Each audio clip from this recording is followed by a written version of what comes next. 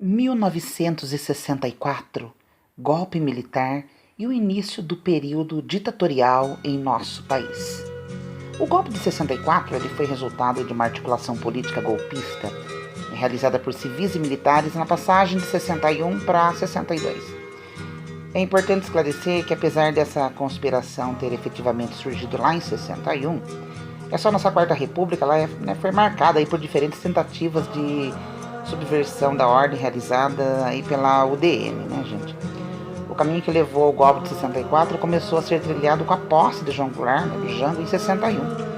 Criaram-se diversos obstáculos à posse de Jango, o presidente, que só assumiu porque foi implantado às pressas um sistema parlamentarista que reduziria os poderes do executivo. Era o presidente empossado, ainda o presidente Jango, né, o João Goulart, que toma posse logo após aí a renúncia de Jânio Quadros, né, precocemente. Aí. Por causa da estreita relação de Jango com o sindicalismo brasileiro, os grupos conservadores da sociedade viram esse político, né, o gaúcho João Goulart, com extrema desconfiança e frequentemente acusavam ele de ser comunista, né, pelos conservadores. Essa crise política do governo de Jango fortaleceu também por causa de reformas que foram defendidas pelo governo, que as chamadas, né, reformas de base. A posse de Jango aí não era um incômodo apenas para os grupos conservadores do Brasil, mas incomodava também os Estados Unidos, que consideravam João Goulart um político muito à esquerda do que se esperava de um presidente brasileiro. E aí duas ações do governo de Jango aumentaram aí essa oposição do governo americano em relação, né, ao Brasil. Que né, o governo americano ele passa a financiar as movimentações golpistas no Brasil. A primeira ação aí foi a Lei de Remessas e Lucros de 62, que impedia que multinacionais enviassem mais do que 10% de seus lucros para o exterior. E a segunda medida que desagradava os americanos era a continuidade da política externa independente do Brasil e praticada pelo ministro das Relações Exteriores, Santiago Dantas. E a partir de 62, os Estados Unidos passaram a financiar ativamente grupos e políticos conservadores do Brasil. Dois grupos aí que recebiam amplo financiamento americano ficaram conhecidos como o Complexo IPES-IBAD, né, sendo o IPES um Instituto de Pesquisa e Estudos Sociais, e o IBAD aí um Instituto Brasileiro de Ação Democrática.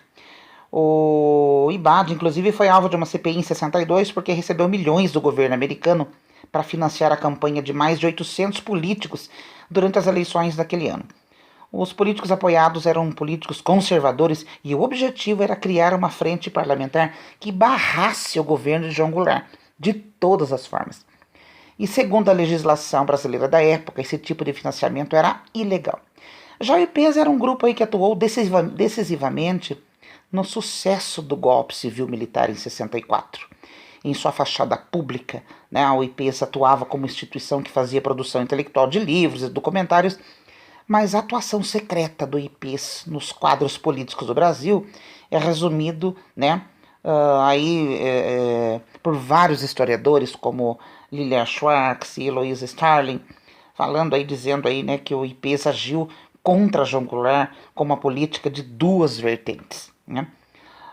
Essa desestabilização do governo de Jango também foi, em grande parte, realizada pela imprensa brasileira. Os jornais de grande circulação do Brasil uniram-se em uma articulação golpista que recebeu o irônico nome de Rede da Democracia.